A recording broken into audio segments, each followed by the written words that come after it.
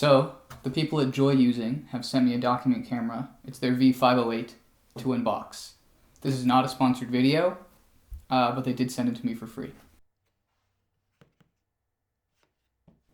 The box is a nice design, suitcase design, with a classic graphic on it and their logo. It's really lightweight right off the bat. Very easy to open. Just pry open these little tabs, and it opens right up with a little bit of force.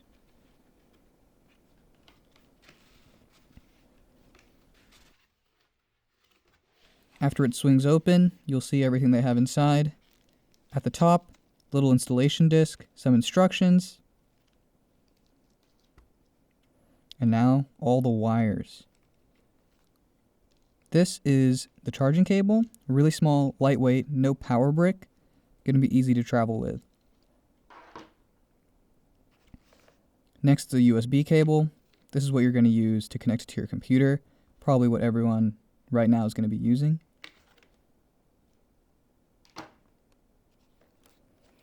VGA cable, not going to be super useful for me, but if you want to plug this into a projector in your classroom, that's when this will be useful.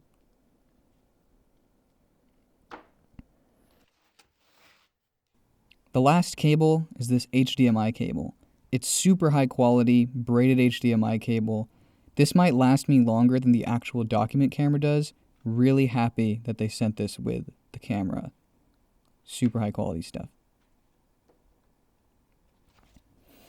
Last thing is this remote control. Very plasticky, rubber buttons, not super clicky.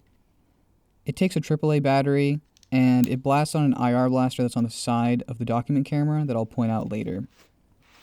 Document camera is really lightweight, sleek, and it's got plenty of ports on the side, as you'll be able to see.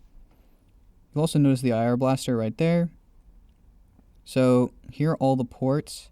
Starting from the left, it's going to be an SD, HDMI, there's a VGA in and a VGA out, the USB cable, that's the one we're going to be using the most often, and finally the power. When you put in the power and the USB, it's solid, not super tough, not super lightweight. But now let's talk about the buttons. Most of these buttons aren't going to work for you unless you're projecting onto a projector or a TV screen. The only button that's really going to be useful is the power and the light button. The power button is responsive, all of them are really clicky, and it boots up really fast. That button in the middle is the focus button, and here's the light button right here. The lights are good, bright enough, more than I need probably. I like there's 2 lights in several settings. As I mentioned, most of the buttons won't work with your computer, only with the projector. That means that this thing doesn't have a zoom in and out function. This is terrible, but it's made up for with how flexible the joints are, how easy it is to adjust and move. On the bottom of it, there's also this nice rubber coating that keeps it from slipping around on your table. And it folds up just nice and small. So let's try getting this set up. Alright, let's plug this in, see what it says.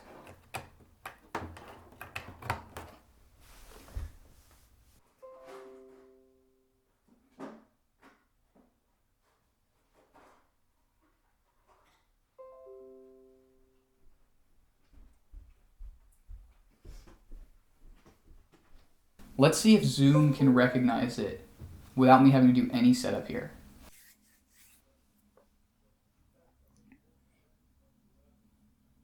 Start a new meeting.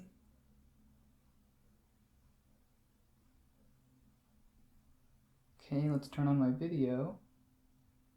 Share screen. Advanced. Content from second camera. Share. Oh, with no setup. Literally no setup. It is already working. Looks like I have it upside down though. That's okay. I'll just flip it around. As such. I've got some things to test out. So just a quick and easy read. in terms of quality, this is clearly very high quality because I can see this looks better than my Zoom web camera right now. I could probably use this as a webcam and it would be better than my current situation. So that looks really good. This is usually where document cameras struggle. Just writing with a pen on a piece of paper, okay? So let's just... It's clear. I'm using a red pen, by the way. So this isn't even as clear as a black or blue pen would be. But it still looks perfect. I think this is something that I would like to send to my professors for their classes. Because this looks better than the cameras they're using. You can even see the individual blue lines and the dots on my table. So my final thoughts on this document camera are that it's really solid.